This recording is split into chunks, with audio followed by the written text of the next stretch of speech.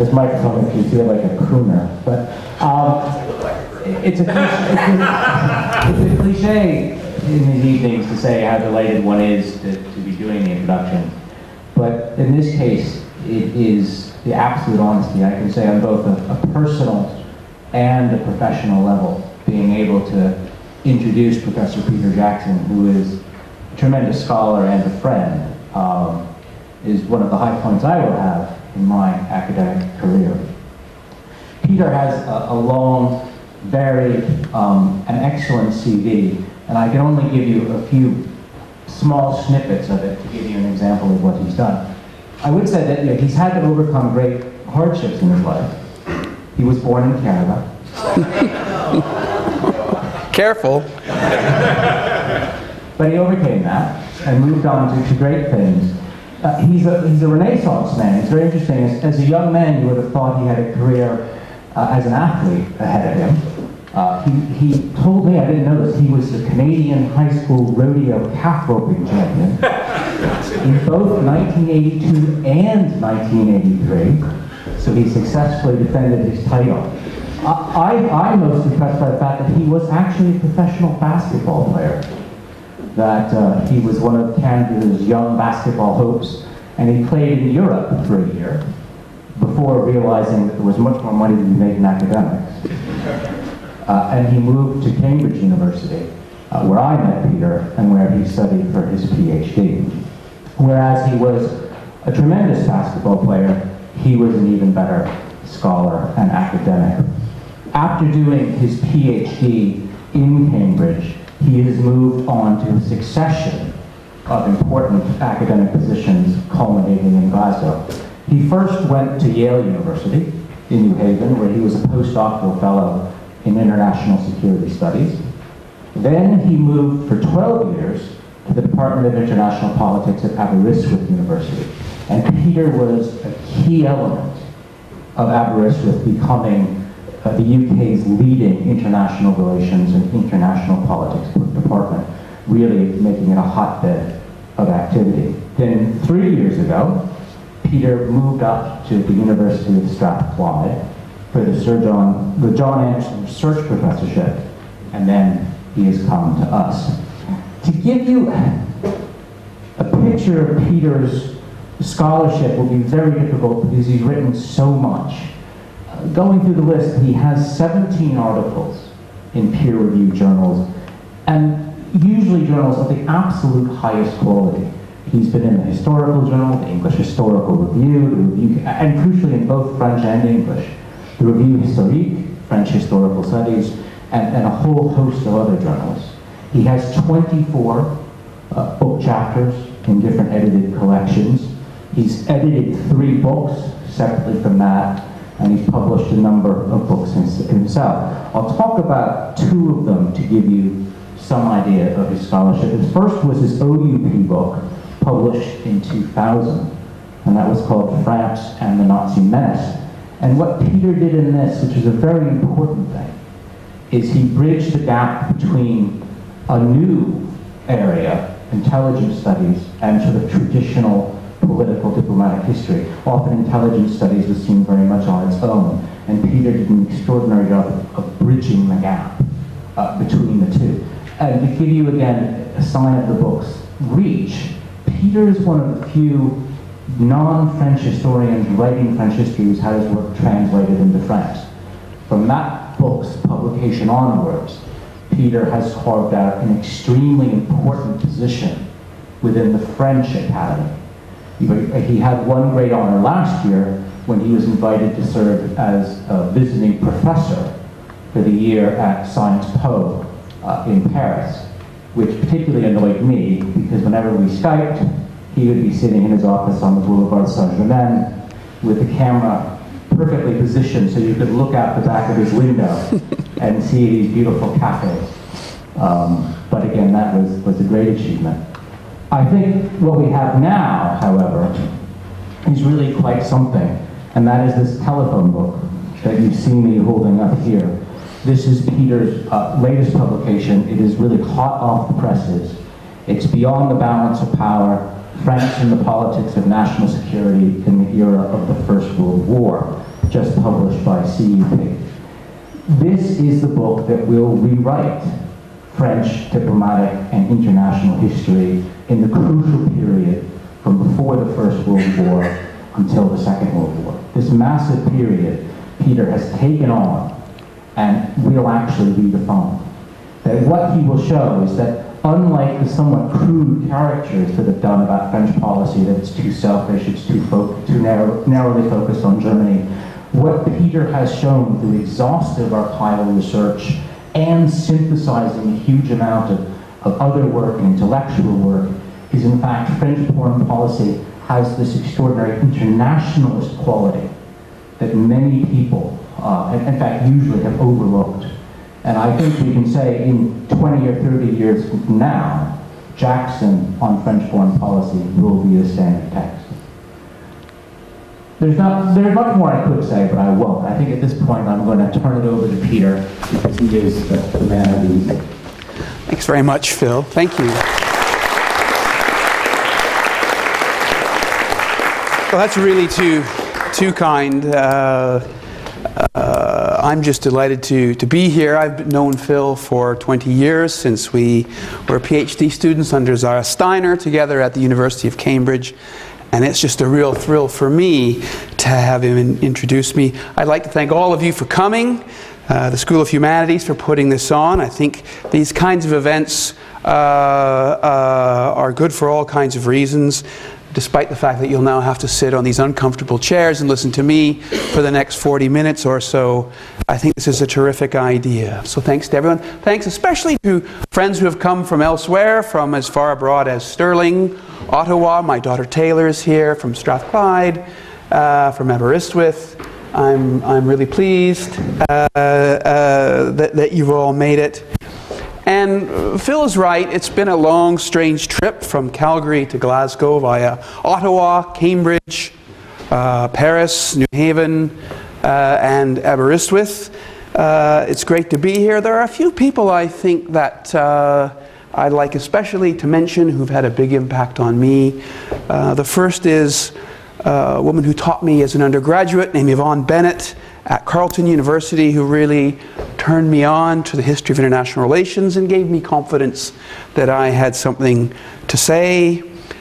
She's also the godfather of my daughter Taylor, who's here tonight, and it's a real pleasure for me to thank her, although she's not here. John Ferris at the University of Calgary, Christopher Andrew and Zara Steiner at Cambridge University had an enormous influence on where I am today, and I'd just like to acknowledge their contribution. Colleagues from Aberystwyth and Strathclyde and elsewhere I'd like to also especially thank Martin Thomas for coming up, and Gerald Hughes from Dartmouth and Exeter University, and Aberystwyth for coming. It's a real thrill to see you here, and Milovich as well, who has just walked in. But especially I'd like, I think, to thank family very quickly.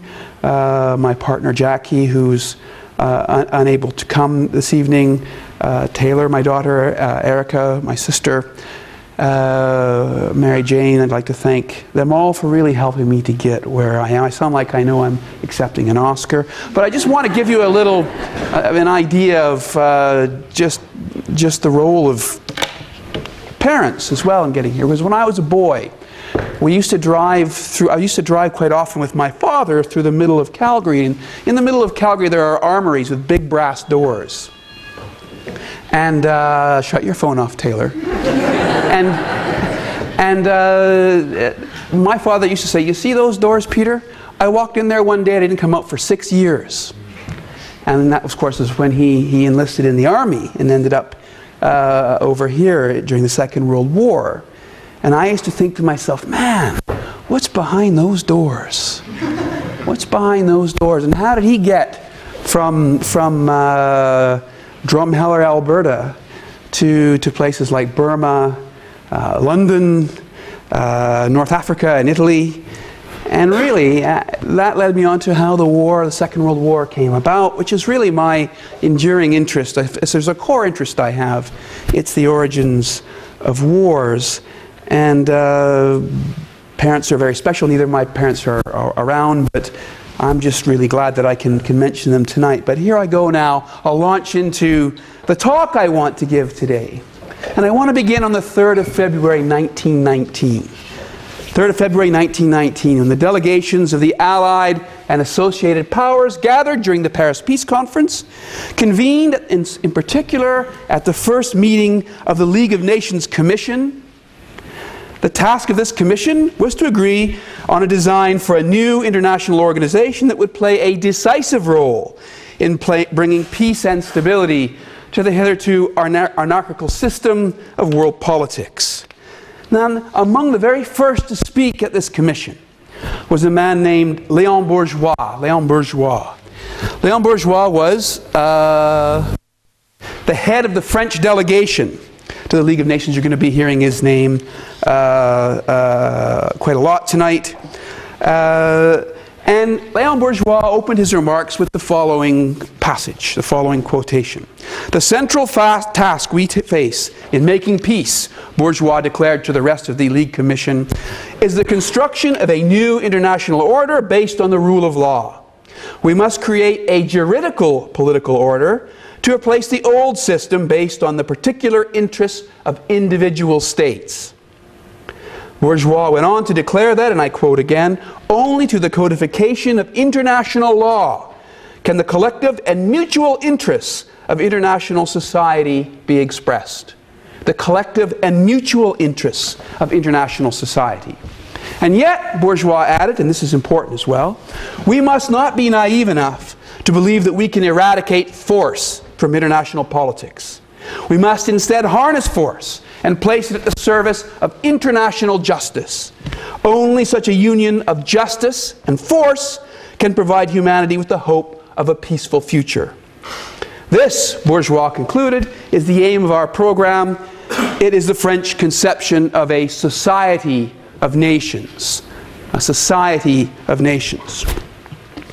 But Bourgeois was not permitted to go on to outline the specifics of this French program.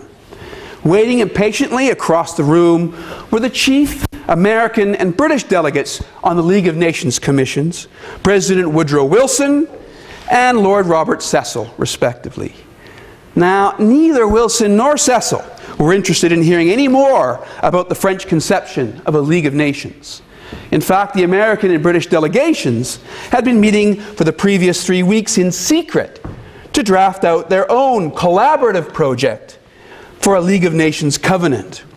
When Bourgeois finished speaking, Wilson rose to insist that this Hearst-Miller draft of a League covenant must serve as the basis for discussion. The basis for discussion. Outnumbered and outmaneuvered, the French delegation was forced to agree to Wilson's demand. It was not easy to gainsay the American president on any issue in February 1919, let alone the project for a new international organization, for which he had been the world's foremost, at least most prominent spokesman since the middle of the First World War. The plan proposed by the French delegation was pushed aside in favor of the Anglo-American Hearst-Miller draft. And what is very interesting, but not very widely known at all, in fact, about this turn of events, is that the minutes of this meeting were actually doctored to indicate that both the French and Italian delegations had tabled their respective proposals and that these proposals had been discussed. In the end, the content of the French program was never discussed at the League of Nations Commission or at any time during the French Paris Peace Conference. It has, in effect, been more or less airbrushed out of the historical record. And this is unfortunate because I think, anyway, and I'm going to argue tonight, that it is possible to trace a direct line of descent from late 19th century French ideas about peace through to the development of the French program for a society of nations, to which Bourgeois referred during the war, and even to the security policy pursued by France into the interwar period. This current about French thinking, about peace and security, is almost entirely absent from the history of international relations during this period. It is also absent from virtually all texts on the evolution of international relations theory. One very influential study of the thinkers of the interwar crisis, published a few years ago, makes no mention whatsoever of any French thinker. In fact, the evolution of international relations theory is always represented by Anglo-Saxon scholars who dominate this field as basically an Anglo-Saxon, an American, and a British enterprise. This is the larger narrative. In the international histories of this period, there is a virtual consensus that French policy elites were all but immune to the politics of internationalism. The very distinguished international historian Philip Bell, PMH Bell, for example, argues that internationalist idealism was an issue that, and I quote, came between the British and the French. France, Bell asserts, was, and I quote again, an old European country whose policy elites thought primarily in terms of interests. In Britain, conversely, Bell and almost every other international historian acknowledges that internationalist doctrines touched a strong and responsive chord. The prevailing judgment is therefore that the terrible experience of the First World War made no impact on French politics and policy making other than to reinforce existing beliefs in power politics and the need for military predominance, especially over Germany. The internationalist-inspired politics of Briandism, meanwhile, are almost always represented as being an aberration that apparently came out of nowhere and disappeared without a trace. The views of French internationalists have, like the program outlined by Bourgeois, or referred to by Bourgeois in February 19, they have been airbrushed out of the historical record. History writing about the origins of the League of Nations is a case in point. It is, in fact, a little-known fact that the French government, in fact, led the rest of the world. It was far out ahead of the rest of the world in drafting the most detailed and coherent program for a post-war society or League of Nations. In fact, an interministerial commission for a society of nations was appointed to undertake this task as early as the summer of 1917. And it completed its work just as the military tide began to turn on the Western Front in June 1918. At the heart of its program was a specifically French conception of peace and security that emerged in the late 19th century and early 20th century, an approach that I've described as muscular internationalism. And it is this conception that I would like to spend the next half hour or so outlining for you. It was an approach that married the aim of achieving peace through the rule of international law, on the one hand, with the conviction that it is impossible to divorce the use of force from the rule of law. The origins of this conviction, which gave French internationalism its muscular character in relation to both British and American variants of internationalist doctrine, can in turn be traced to long-standing attitudes between force and justice that had been around at least as far back as the mid-17th century. This current in French thinking about peace has been virtually written out of the international history of the period, in fact the international literature of the period, which is instead dominated by the idea of an unswerving French commitment to realpolitik. Now the vision of French internationalists must be understood as part of a wider intellectual framework that was developed by a transnational network of peace movements in the mid to late 19th century that constituted what John Keane has described as a robust global civil society for peace. By 1900, there were at least 425 peace organizations worldwide, many of which collaborated in the organization of huge international annual universal peace congresses. A core concept underpinning this movement by the end of the 19th century was the idea of peace through law. Peace through law. The assumption that, and I quote again, the codification of international law would impose reciprocal duties and obligations on states, which would in turn act as constraints on war as a tool of the policies of nation states. From this core assumption flowed the conviction that it was necessary to establish an international legal institutions to create and uphold international law. The principle of arbitration and indeed compulsory international arbitration was central to this conception of international order. The notion of arbitration as a means of keeping the peace had been in the air since the early 17th century. It had been proposed, for example, by Hugo Grotius in his On the Law of War and Peace that was published in 1625. It was taken up again in earnest in the mid-19th century, in the aftermath of the Napoleonic Wars, by peace activists on both sides of the Atlantic Ocean. The aim was to establish a regime of arbitration that required an international jurisdiction. That is, to create a body of public law and an international court that had an international jurisdiction. The need for such a jurisdiction was raised at two international congresses of the Friends for Universal Peace, held in Brussels in 1848 and in Paris in 1849. The Paris Conference, which is hosted by the short-lived French Second Republic, was a true transnational moment that brought together 2,000 participants from 15 European states, as well as delegates from the United States, Canada, Mexico, and Guatemala. It was in Paris that Victor Hugo famously called for the creation of a federal United States of Europe, based on a common body of international public law that would, in his words, in Hugo's words, bring peace to this warlike continent by saying to all members, "These are your rights, and here begin your duties to one another." Here begin your duties to one another. The most voluble champions of arbitration at this Paris conference in 1849 were the British Free Trade parliamentarian Richard Cobden and the French jurist Francisque Bouvet. It was Cobden, in particular, who insisted that the march of free trade and growing commercial interdependence must be accompanied by the construction of a robust international legal order founded on the principle that both political and commercial disputes must be settled by compulsory arbitration. So in this, just to summarize for a moment, law is a source of peace in this growing conception. Federalist ideas, especially those articulated by Victor Hugo, proceeded alongside calls for an arbitration regime and an international jurisdiction to the turbulent 1860s, a period that witnessed the wars of German unification.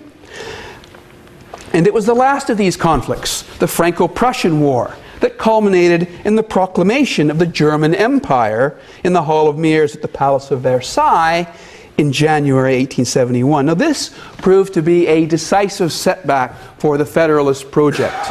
There were Federalist associations in France and Germany. There was even a Franco-German journal that was called Pour les États-Unis d'Europe. So in other words, federalism was definitely in the air, but the issue was settled instead by blood and iron and by the proclamation of the Prussian-dominated German Empire. For enthusiasts of compulsory arbitration, however, the succession of wars from the 1860s only demonstrated the need for a more robust regime of international law that would be capable of constraining states from making war in the future. The idea of arbitration as a source of peace, if the idea of a source of peace can be traced to Grotius, its emergence in the mid-19th century coincided crucially with the rise of international law as both a profession and an academic discipline. There was a considerable ideological and sociological overlap between international law and peace activism during this period. Both movements were drawn almost exclusively from the ranks of the well-educated bourgeoisie. The normative assumptions of both reflected the prevailing intellectual climate of positivism, and especially positive assumptions about the inevitability of progress and the perfectibility of mankind. You need to remember that this period had yet to see the two world wars. Binding international arbitration agreements and the creation of a world court with a true international jurisdiction would provide a framework for the peaceful settlement of political disputes between civilized peoples, and this is important. By the turn of the century, a host of private associations, as well as interparliamentary unions, had been created in the United States, in Britain, and in France to promote the cause of arbitration. The influence of juridical conceptions of international peace peaked at the two Hague Conferences, the Hague Peace Conferences of 1899 and 1907. Efforts to create a binding international legal regime that would in turn provide an atmosphere conducive to arms reductions became central themes at both Hague Conferences. Legal experts and civil society activists were particularly active in lobbying for a new international machinery for the peaceful settlement of disputes. At the second Hague Conference, and these efforts, although they met with limited success, did see the creation of the Permanent International Court of Arbitration at The Hague in 1899. Efforts, especially in the 1907 conference, to take things further and make arbitration compulsory, at least for a certain category of political disputes, came to naught. However, at the same time, I think these two Hague Peace Conferences are a moment that that are crying out for further scholarship, and they've been overshadowed by what came afterward. But there was so many interesting things going on that really look forward to the League of Nations, the United Nations, and the rise of discourses of human rights and minority rights in particular. Though their role is often overlooked, French internationalists were involved in this peace movement from the very beginning. Parliamentarian Frédéric Passy, an early and voluble advocate of international arbitration, who had long-standing ties to the British peace movement, was the driving force behind the organization of the first Universal Peace Congress in Paris in 1889.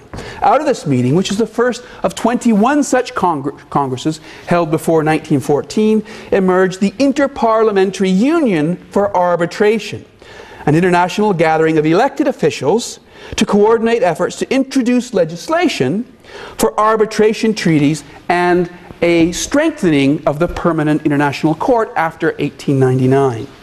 The two, as I mentioned, the two key figures in this were Frédéric Passy, and the British parliamentarian Randall Kramer. This was a real transnational movement. Passy and Kramer worked closely together and were the two dominant figures in this transnational movement for peace through the late 19th century. But Passy was by no means an isolated figure. As many as 500 delegates attended each Universal Peace Congress before 1914. And in 1901, Passy became the first recipient of the Nobel Peace Prize. The Groupe Parlementaire Français de l'Arbitrage International, the French arm of the Inter-Parliamentary Union, counted a membership of 168 of 300 senators and 344 of 584 deputies. There was so this idea of arbitration had real, what IR theorists call, normative pull during this period. Normative pull. It was a discourse that could not be ignored. There were also close ties with the United States in a truly transatlantic network of support for peace through arbitration. The two most influential French associations for the promotion of arbitration, the Comité de Conciliation Internationale and especially the Association de la Paix par le Droit, the Association for Peace Through Law, were both subsidized by the Carnegie Foundation in the United States. And there is voluminous correspondence between French and American activists for peace through law during this period, that it was a really important pillar of this global society of peace activism to which Keane refers.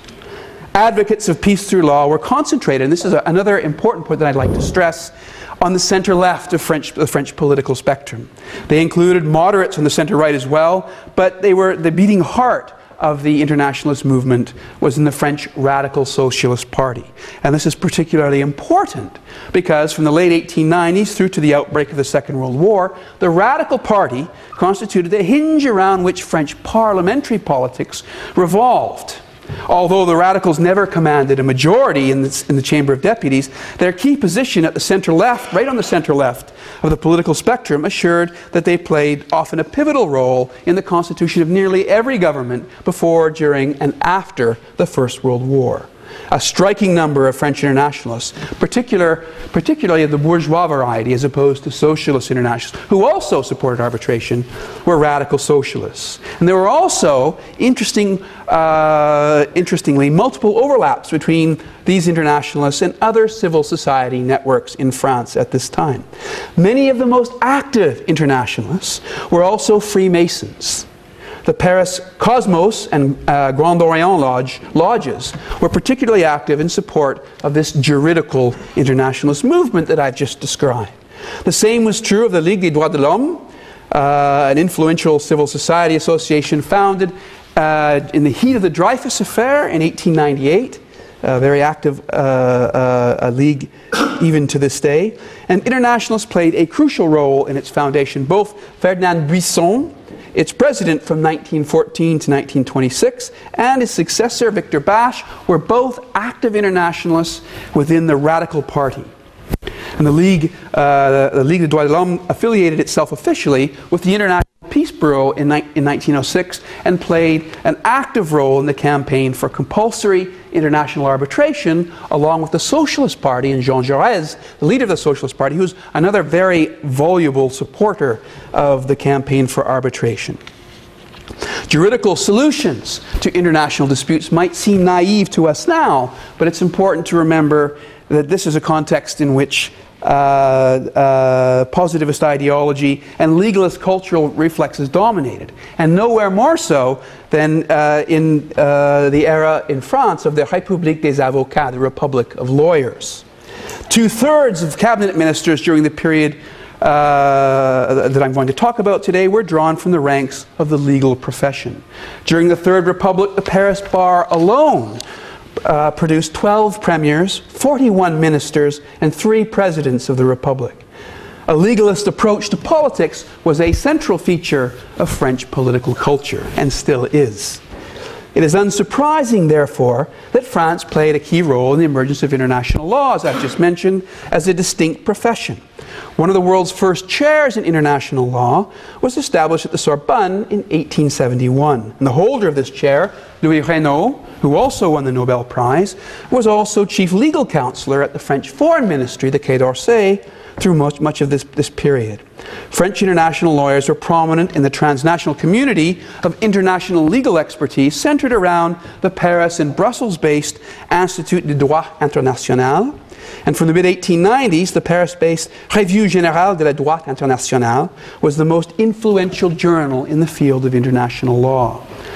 Passy expressed the conviction of a generation of French juridical internationalists when he observed, and I quote, "Arbitration is on its way to becoming the custom of the world, either in the form of permanent and general treaties or as limited and specific treaties for particular cases. We say that it is a true sign of a superior civilization which has developed toward the end of the 19th century that arbitration is on the march." Now, Theodor Heysen, another key figure in the nationalist movement, insisted, as I quote again, "A primordial condition of international peace was," and I quote again, "the substitution of a juridical order for the anarchy that currently prevails among nations." The substitution of a juridical order for the current anarchy that prevails among nations. Now, as I mentioned, the most important French civil society organization was the Association de la Paix par le Droit. The association had been founded in 1887 by Heysen, along with another man, Paul d'Estournel de Constant. By the 1890s, it had its own journal, La Paix par le Droit. It boasted a membership of 1,200 in 1902 and nearly 4,000 by 1912.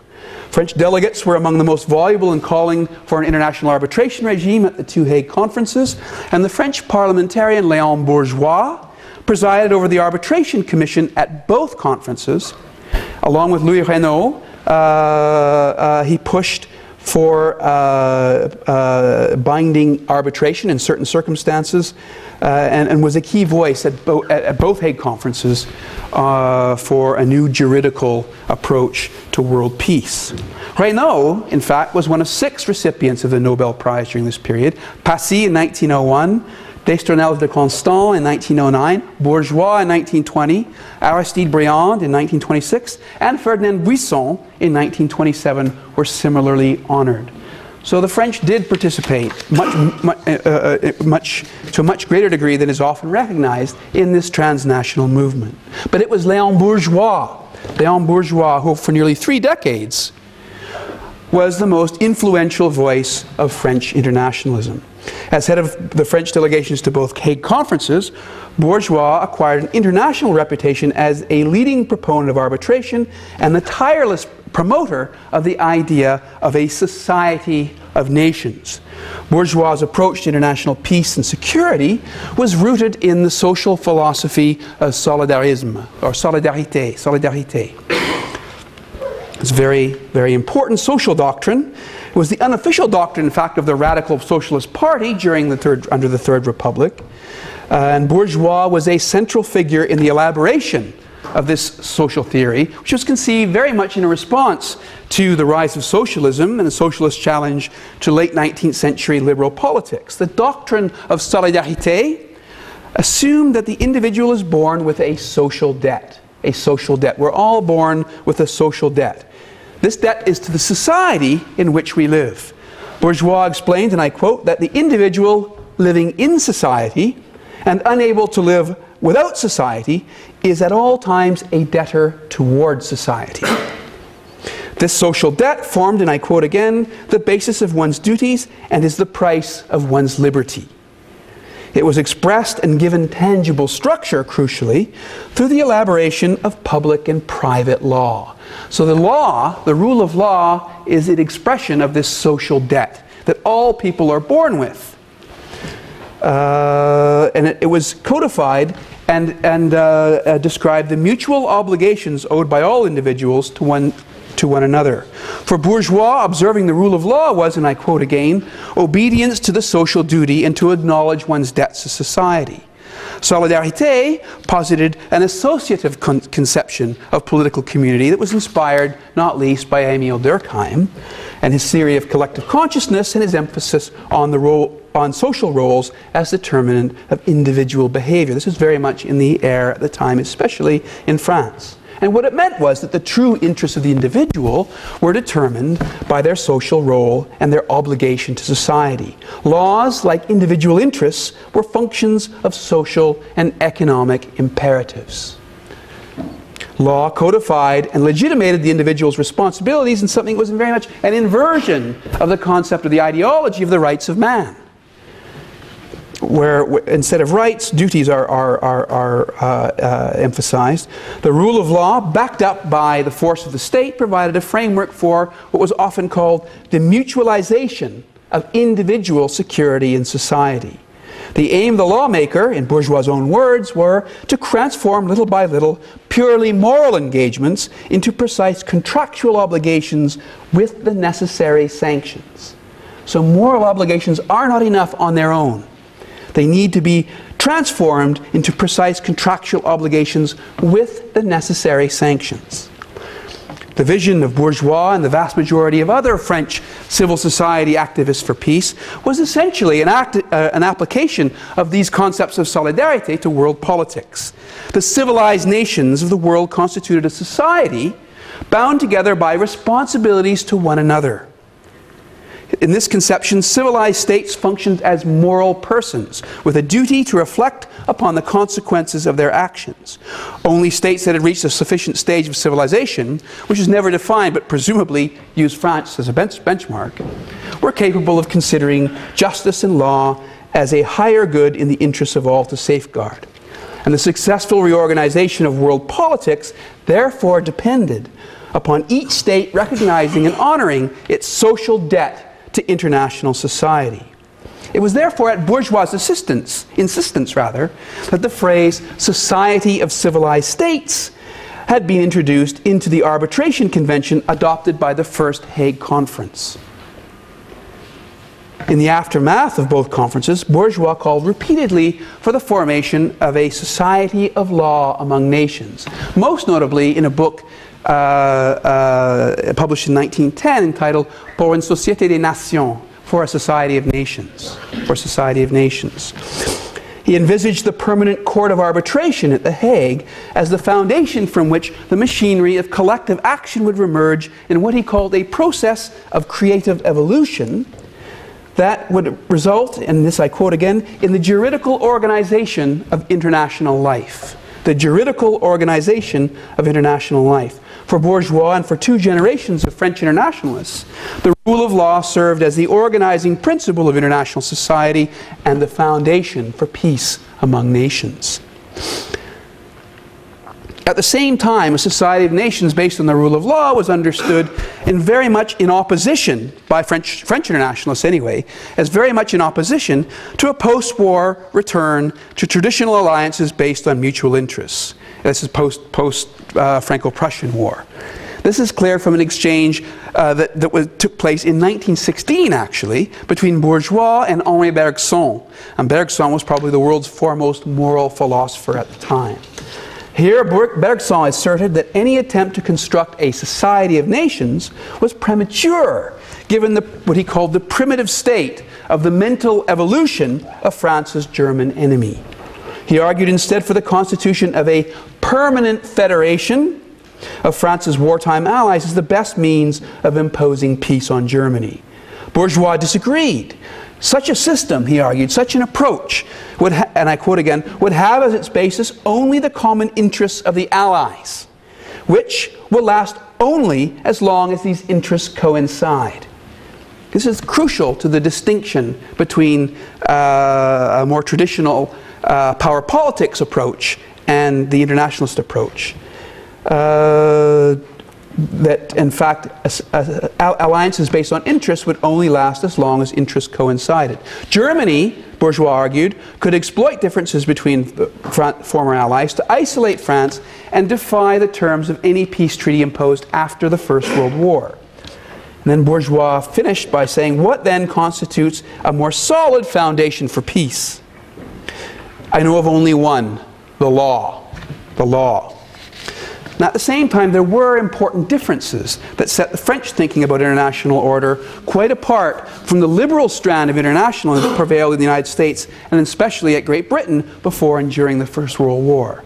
The French approach was more legalist and more muscular. It combined a focus on the construction of a new legal order with a refusal to divorce the rule of law from the use of force. Disarmament, the other great issue taken up by the international peace movement, was never considered a significant source of peace by most French internationalists. It remained, in Passy's words, a distant aim. Bourgeois was even more categorical. Disarmament, he asserted, in a formulation that would be taken up by French policymakers for generations to come, is a consequence rather than a cause of security. Disarmament was a consequence rather than a cause of security. Armed force for the foreseeable future was a necessary corollary to the rule of law. Now, this link between law and force has a long tradition in the history of French political thought.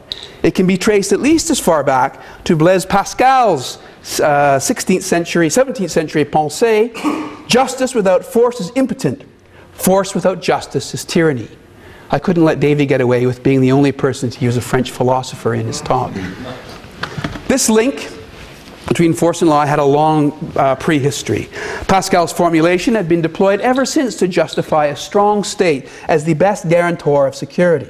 Maximilien de Robespierre, for example, paraphrased Pascal in his infamous justification of the terror in 1793.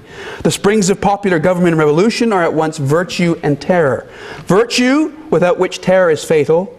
Terror, without which virtue is powerless. One can find invocations of Pascal from such diverse 19th century figures as Ernest Renan, Maurice Barrès, and Léon Gambetta. Now, pre-1914 French internationalism was without doubt less pacifist and less liberal than the American and British variants. And this is borne out not least, I think, in a very interesting comparative study of French, British, and American conceptions of international organization as carried out by a scholar in Quebec named Carl Bouchard.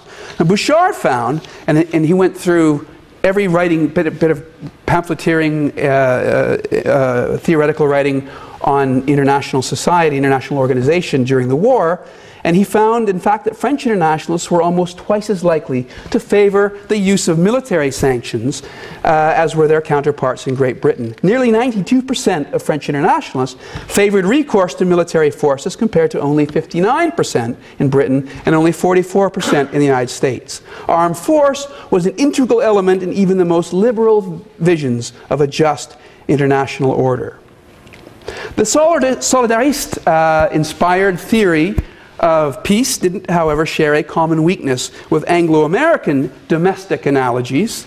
It did not take sufficient account of the interrelated problems of sovereignty and anarchy in the international system. Okay. The doctrine advocated by Bourgeois and his colleagues was based on the implicit assumption that the issue of sovereignty was essentially the same in both the domestic and international spheres. Now, one of the first things international politics students are taught as undergraduates is that this is a mistake.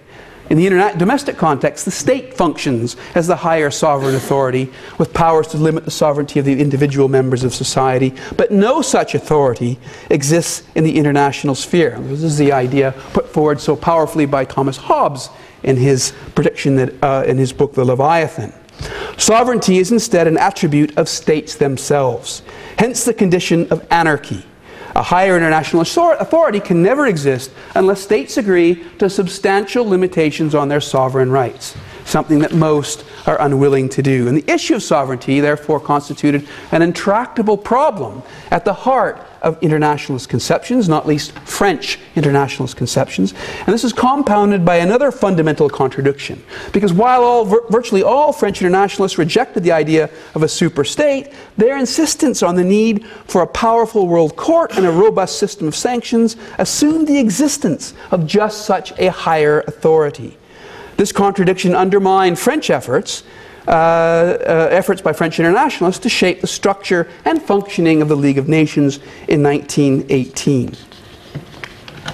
Now, it would be wrong to represent juridical internationalists, French internationalists, as anything but marginal to the making of national security policy before or during the Great War.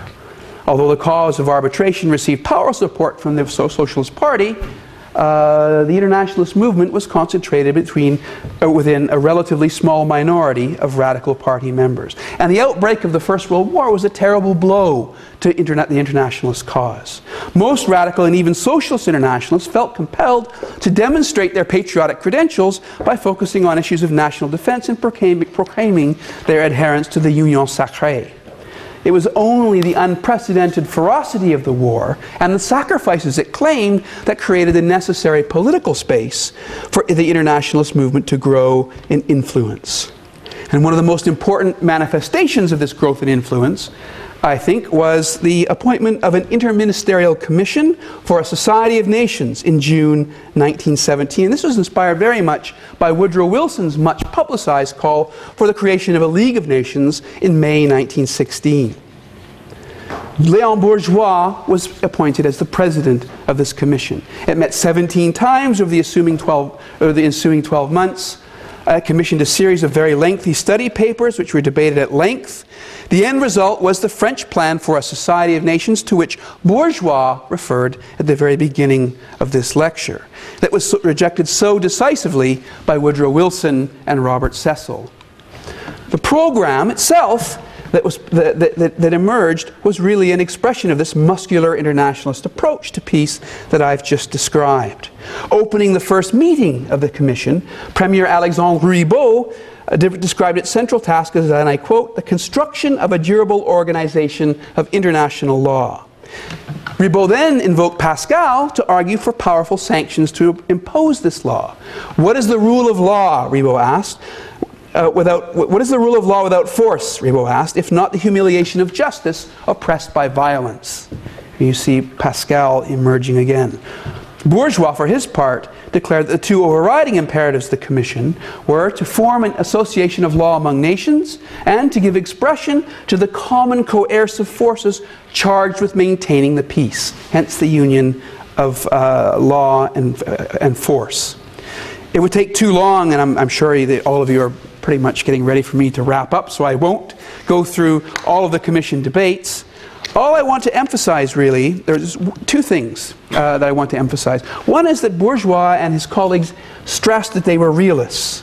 Realists, Bourgeois said, alas, all too well informed by the bloody experience that has afflicted humanity in this war. The words organized international law were used virtually interchangeably with the Society of Nations by virtually all members of the Commission during its debates. And one of the most striking aspects of the final program is the fact that the Permanent Court of Arbitration, established at The Hague, remember, in 1899, constituted the nerve center of the entire organization designed or outlined in this French program. The court would have, and I quote, unchallengeable international jurisdiction, as well as the right to determine the nature of international sanctions to be imposed on aggressor states. Bourgeois described the final proposal that issued from this process in June of 1918 as, and I quote, a contractual and permanent organization of juridical relations between states. This was the French conception of a League of Nations. But this legalist architecture was combined with a robust system of diplomatic, economic, and especially military sanctions that would ensure the rule of law was supported by the collective use of force. Sanctions are an absolute necessity, Bourgeois observed. This is the glaring truth that emerges from the present war. The most detailed provisions for collective action outlined in the final program, very interestingly, were those for military sanctions. They were described as, and I quote, the supreme means by which the Society of Nations will enforce its decision. Okay, the program itself called for the creation of a powerful international force comprised of contingents from all member states. It further envisaged the creation of a permanent general staff for this force, commanded, of course, by a French general, whose task would be to determine the nature of each national contingent. Now, this call for international force has led historians to misunderstand the Commission's program and represent it as essentially a plan to prolong the wartime alliance into peacetime. This is a crucial misleading of the inspiration and stipulations of the plan. It is true that a number of professional diplomats on this commission, this interministerial commission, called for the organization of a post-war league against Germany, but this view was utterly incompatible and rejected by the internationalist conception of a society that must one day include Germany. And this is crucial. The ultimate French plan envisages including Germany, integrating Germany, enmeshing Germany in a society of states and an organization of international law that would constrain its behavior. Internationalists argued that democratic institutions must be the fundamental prerequisite for membership in this society. And the report concluded, and I quote, the Allies, who represent the free peoples of the world, must confer together to establish the bases of society which, by its juridical character, would be open to all, but can admit only those peoples who conform to the necessary condition of being represented by free institutions. Only states with democratic institutions could be trusted to support the cause of international peace. Germany, Bourgeois observed, has far to go in its evolution towards freedom, peace, and democracy. Remember, this is 1918, he's speaking June 1918. The war is yet to end. At the same time, Bourgeois insisted, the right could not be excluded from international society indefinitely. If, once defeated, it adopted a democratic government, disarmed and paid its share of the cost of reconstruction, it must be admitted. And the final program called for a society of democratic peoples with a universalist orientation. Any state with democratic institutions and a willingness to observe certain rules for the maintenance of peace through international law would be admitted. Germany, in other words, would be part of this international society eventually. So the French conception was much more than merely a club of victorious states. Its purpose was to establish a legal basis for international relations, as well as the machinery to enforce the law. The Allied nations would draft this law. Indeed, it could not be otherwise, given French constructions of the meaning of the conflict itself as a struggle to impose the rule of law on Prussian tyranny. But crucially, however, the legal regime that resulted was always intended to be applied to all states, or at least all civilized states. Of course, colonized peoples were not deemed ready to play a role in this new legal order. And yet, as we have seen, Bourgeois and his colleagues from the French delegation failed utterly to gain support for their conceptions at the post-war peace conference. And part of the reason for this, it has to be admitted, was that their commitment to a juridical conception of a League of Nations was not shared by French policy elites. Georges Clemenceau, for example, had no interest in the League of Nations. He did not see it as a source of peace at all. He saw it rather as a bargaining chip that he could use to gain other kinds of guarantees from Woodrow Wilson, Lloyd George, and the other states. And in fact, on the 7th of January, 10 days before Bourgeois was even informed that he was to head the French delegation, Clemenceau promised the Americans to support their conception of a League of Nations. And the result was, of course, that the Anglo-American draft prevailed. The organization that emerged, the League of Nations, advanced a radically different vision of the League based on a much more optimistic set of judgments about the power of public opinion and moral leadership. And the conception put forward by Léon Bourgeois has ever since been either ignored or dismissed just as a vehicle to prolong the wartime alliance. As I said, though, it was much more than that. It was the expression of a substantive current of thought in France that married a juridical understanding of peace with a muscular attitude towards its enforcement. The origins of this current, as we have seen, can be traced to the mid-19th century and to the emergence of this idea of peace through law. This approach was not supported at the Paris Peace Conference by the Clemenceau government. It was, however, resurrected by a succession of center-left governments during the 1920s, first by Premier Edouard Herriot in his failed attempt to reform the League of Nations in 1924, and then, and much more famously, by Aristide Briand, first in the Locarno Accords of 1925, and then, more famously, in his various proposals for Franco-German rapprochement, and especially his call for a European federation, the Briand Plan of 1930, for which he was Man of the Year, Time Magazine's Man of the Year. Briand, it is worth emphasizing, I think, was far less a pioneer in this enterprise than most historians have assumed. I think it is time to rewrite both the history of international relations during this period and the history of internationalist thought. It is time to restore French civil society activists and their distinct conception of a muscular international society to the pantheon of transnational peace movements in the era of the First World War. Thank you very much.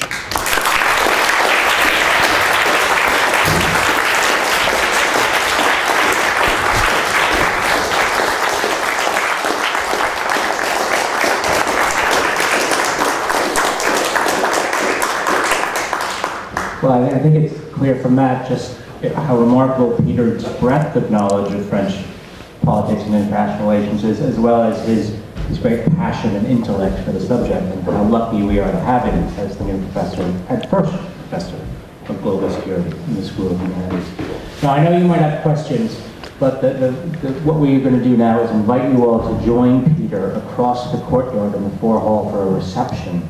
But before we do that, I'd just like to announce that there are two more lectures in this series in which we are inaugurating a number of professors in the School of Humanities, and there are two more coming up next term. On the 27th of February, a new professor of philosophy, Professor Fraser McBride, will be lecturing on analytic philosophy and its synoptic commission towards the epistemological end of the day. I'm glad I got that. And then on the 13th of March, history is back in the frame, where Professor Callum Brown will be speaking on secularization and civilization. Can history show society is good without God? And on that note, I think we need a drink. And we should thank Peter. The drinks are actually just in this building. Oh, they're in this building, okay. They're just around the corner here. And I think we should thank Peter one more time for that great lecture.